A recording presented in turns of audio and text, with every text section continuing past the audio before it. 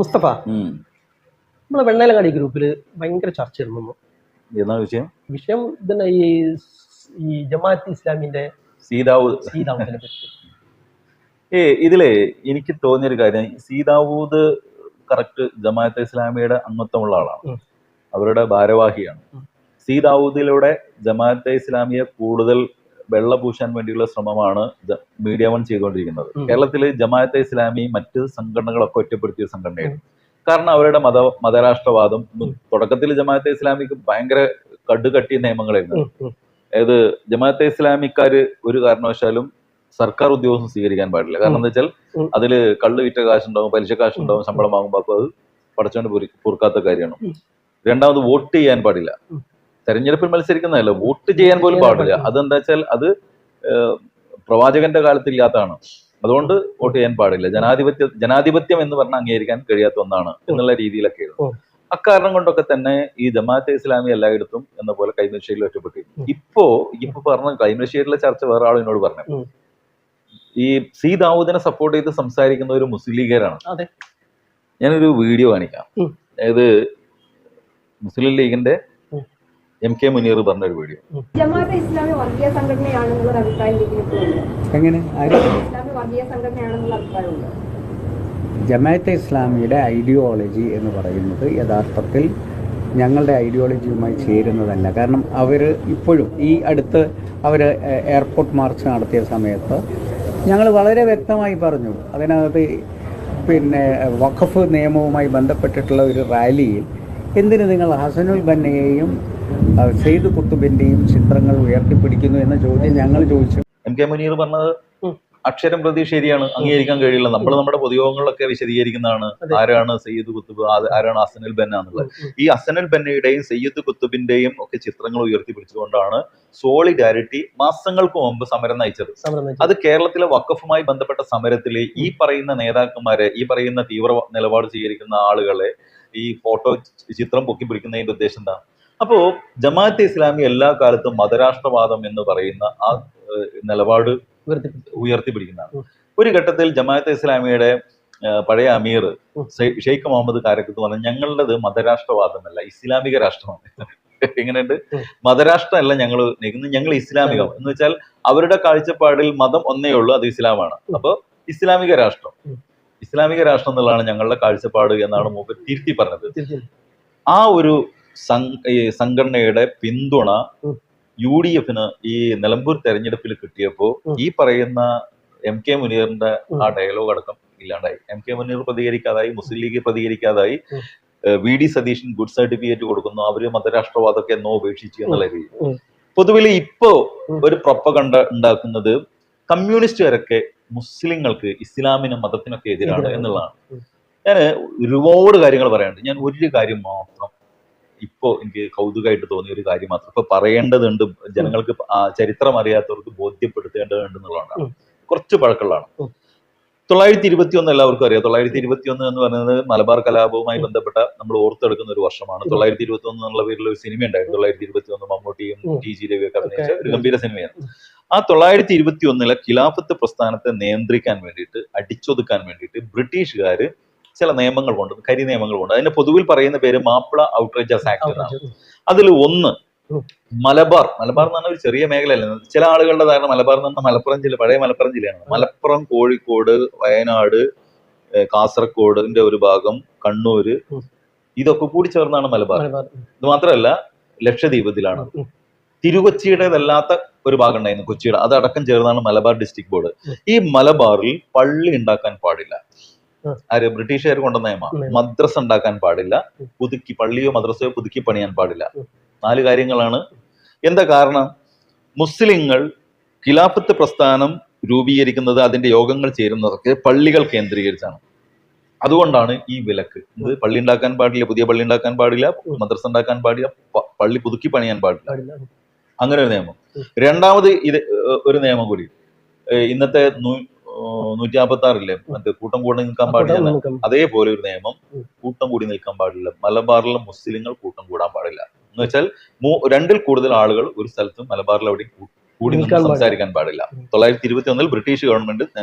മൂന്നാമത്തത്, ഇതിനെ ഈ മലബാർ കലാപത്തെ ആകെ അടിച്ചൊതുക്കാൻ വേണ്ടിയിട്ട് ഫോഴ്സ് ഒരു ഫോഴ്സ് ഉണ്ടായിരുന്നു. ആ ഫോഴ്സിന്റെ പറയുന്ന പേരാണ് MSP, Malabar special police. Special police. ആ മലബാർ സ്പെഷ്യൽ പോലീസിലേക്ക് മുസ്ലിങ്ങൾക്ക് നിയമനം കൊടുക്കാൻ പാടില്ല. എന്താ കാരണം? മുസ്ലിങ്ങൾക്ക് നിയമനം കൊടുത്തു കഴിഞ്ഞാൽ മുസ്ലിങ്ങൾക്കെതിരായിട്ടുള്ള ഖിലാഫത്തുകാർക്കെതിരായിട്ടുള്ള നടപടിയിൽ അവര് വല്ലാണ്ട് അടിക്കാനും വെടിവെക്കാനും നിൽക്കില്ല.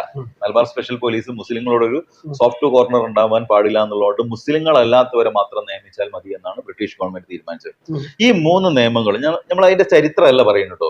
ഈ പറയുന്ന ബ്രിട്ടീഷുകാരുമായിട്ട് ഇവിടെ മലബാറിലെ മാപ്പിളമാരെ ഏറ്റുമുട്ടിയതിന്റെ ചരിത്രം പറയാനല്ല, ഒരു സംഭവത്തിലേക്ക് കൊണ്ടുവരാനാണ് പറയുന്നത്.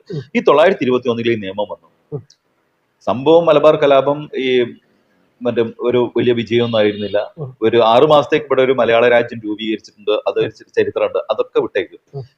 ബ്രിട്ടീഷുകാർ ഈ നിയമം 947 വരെ കൊണ്ടുപോകും. എന്താ വെച്ചാൽ അവർക്ക് അവരുടെ രാജ്യമായി നിൽക്കുമ്പോൾ, അവരുടെ അധീനതയിലുള്ള രാജ്യമായി നിൽക്കുമ്പോൾ ഈ മലബാർ കലാപം വീണ്ടും വരാതിരിക്കാൻ അല്ലെങ്കിൽ ഖിലാഫത്ത് പ്രസ്ഥാനം തലപൊക്കാതിരിക്കാൻ ഈ നിയമം അവർക്ക് ആവശ്യമാണ്. പക്ഷേ ബ്രിട്ടീഷുകാർ പോയിട്ടും ആ നിയമം അതേപോലെ നിലനിന്നു.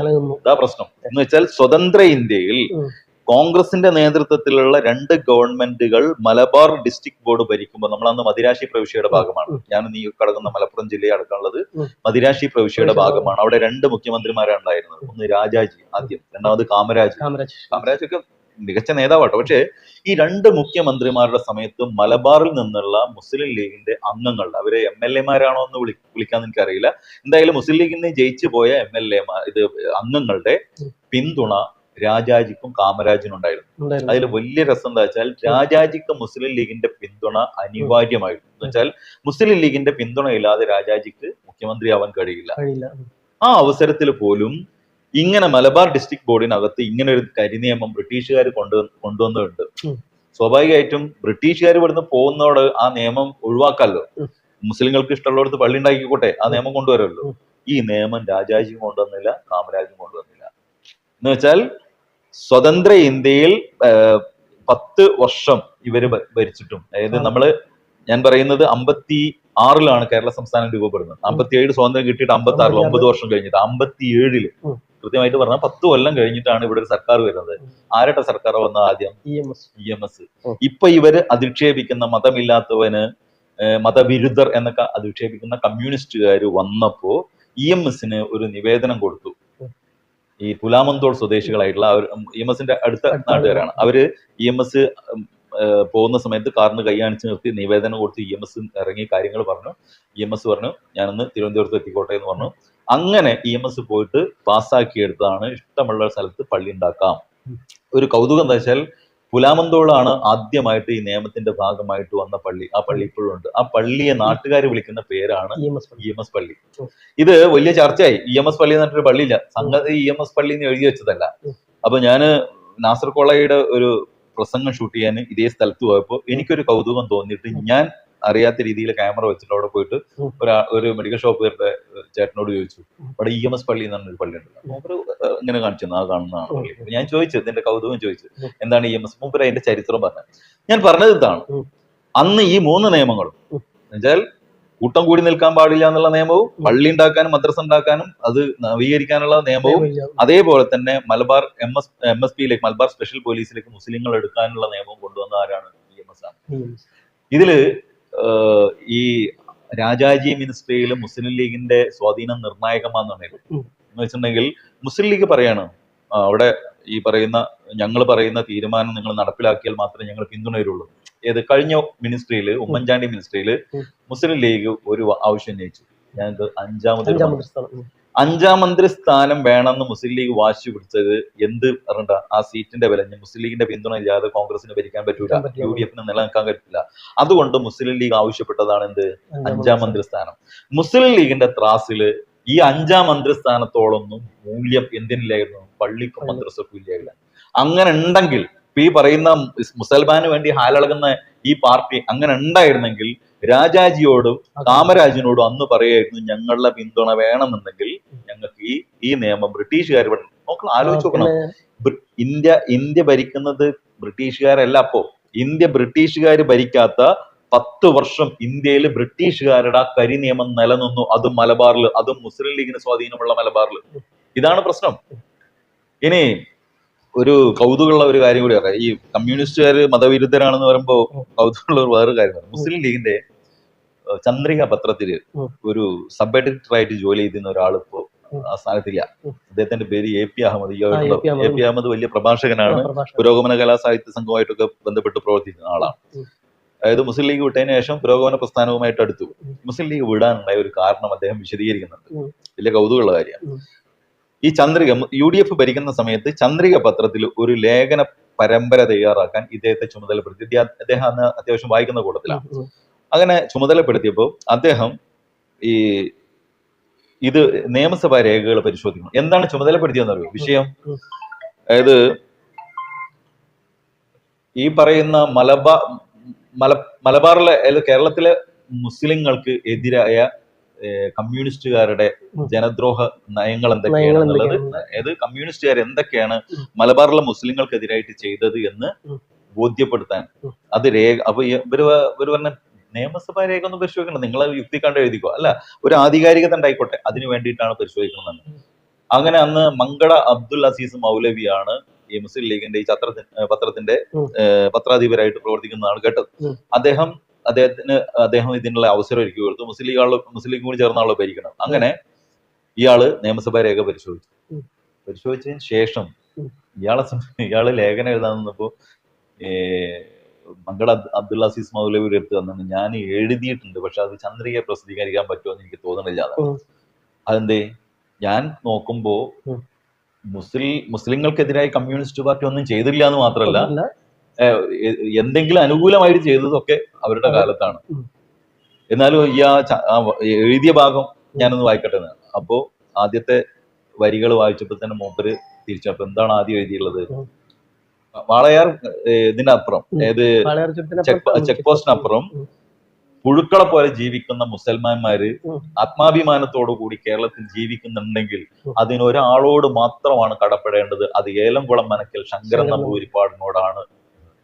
ആലോചിച്ച് ഒരാളെ ഏൽപ്പിക്കുന്ന പണി എന്താണ്? കമ്മ്യൂണിസ്റ്റുകാർ മുസ്ലിങ്ങൾക്കെതിരെ എന്തൊക്കെ ദ്രോഹം ചെയ്തെന്ന് മുസ്ലിം ലീഗിന്റെ പത്രത്തിൽ എഴുതാൻ മുസ്ലിം ലീഗിന്റെ പത്രത്തിന്റെ സബ് എഡിറ്ററോട് മുസ്ലിം ലീഗിന്റെ പത്രാധിപര് പറയുമ്പോൾ അത് ആധികാരികമാവണമെന്ന് കരുതിയിട്ട് നിയമസഭാ രേഖകൾ പരിശോധിച്ചപ്പോൾ, നിയമസഭാ രേഖ എന്ന് പറഞ്ഞാല് മന്ത്രിസഭാ തീരുമാനങ്ങൾ അടക്കമുള്ളതല്ലേ, അത് പരിശോധിച്ചപ്പോൾ കിട്ടുന്നത് എന്താണ്? മൊത്തം മുസ്ലിങ്ങൾക്ക് എന്തൊക്കെ. ഇനി രണ്ടാമത്, കമ്മ്യൂണിസ്റ്റ് പാർട്ടി മുസ്ലിങ്ങൾക്ക് എന്നുള്ള പ്രത്യേകിച്ച് ചില കാര്യങ്ങളൊക്കെ ചെയ്തിട്ടുണ്ടായിരിക്കും. പക്ഷെ കമ്മ്യൂണിസ്റ്റ് പാർട്ടി ചെയ്യുന്ന കാര്യങ്ങൾ, ഇപ്പോ വിദ്യാഭ്യാസ നിയമം വന്നു, സാർവത്രികവും സൗജന്യവും നിർബന്ധിതവും. നമ്മൾ എവിടെയെങ്കിലും മുസൽമാനും ക്രിസ്ത്യാനിക്കും ഈ സർവത്ര ആളുകൾക്ക് അത്രേ ഉള്ളൂ. സാർവത്രികം എന്ന് പറഞ്ഞാൽ സർവത്ര ആളുകൾ. അവിടെ റിസർവേഷന്റെ പ്രശ്നമില്ല. നമ്പൂരിക്ക് പഠിക്കാൻ ബുദ്ധിമുട്ടുണ്ടോ? നമ്പൂരി പഠിക്കണം. അങ്ങനെയുണ്ട്. ഇത് ദളിതന് മാത്രമല്ല, എല്ലാവരും പഠിക്കണം, എല്ലാവർക്കും പഠിക്കാനുള്ള അവസരം, അത് നിർബന്ധിതമായിട്ട് പഠിപ്പിക്കുന്ന അവസരം. അവിടെ മുസൽമാൻ എന്ന് പറഞ്ഞ പ്രത്യേകം പറയേണ്ട കാര്യമില്ല. ഭൂപരിഷ്കരണ നിയമം കൊണ്ടുവന്നു. മുസ്ലിങ്ങൾക്ക് പ്രത്യേകം എന്ന് പറയണ്ട, ഭൂമിയില്ലാത്തവർക്ക് ഭൂമിയിൽ അവകാശം, ഇത്രയേ ഉള്ളൂ. അപ്പോ ഇപ്പൊ പുതിയ ഈ ദാവൂദമാരൊക്കെ ഇറങ്ങിയിട്ടുള്ള, ജമാഅത്തെ ഇസ്ലാമി ഇറങ്ങിയിട്ടുള്ള കുറച്ചുകൂടി ജനകീയമാവാനാണ്. ഒരു കാര്യം ജമാഅത്തെ ഇസ്ലാമിയും ദാവൂദും ഒക്കെ ഉറപ്പിച്ച് പറയണം, ഇടക്കിടക്ക് മാറ്റാൻ പറ്റുന്ന നിയമമാണോ ദൈവത്തിന്റെ നിയമം?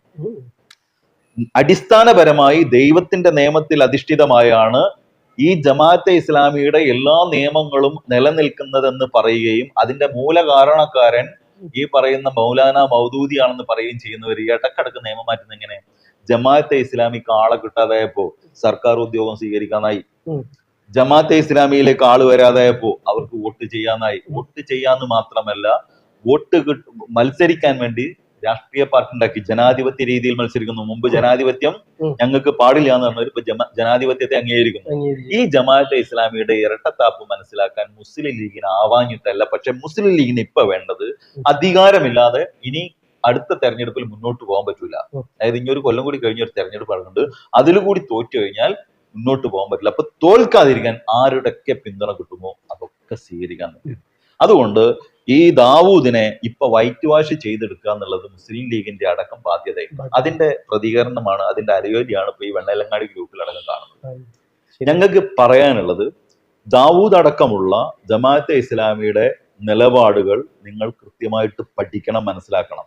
അതിന് നിങ്ങൾ മൗലാന മൗദൂദിയുടെ പുസ്തകം വാങ്ങി വായിക്കണം. ഇപ്പൊ VD സതീഷിനോ അല്ലെങ്കിൽ മുസ്ലിം ലീഗിലെ ചില ആളുകളോ പറയുന്ന പോലെ ജമാഅത്തെ ഇസ്ലാമി ഈ പറയുന്ന മതരാഷ്ട്രവാദം ഉപേക്ഷിച്ചു എന്ന് പറയുന്നത് ഈ വോട്ട് ഇങ്ങോട്ട് കിട്ടാൻ വേണ്ടിയിട്ടാണ് അവരത് ഉപേക്ഷിച്ചതല്ല.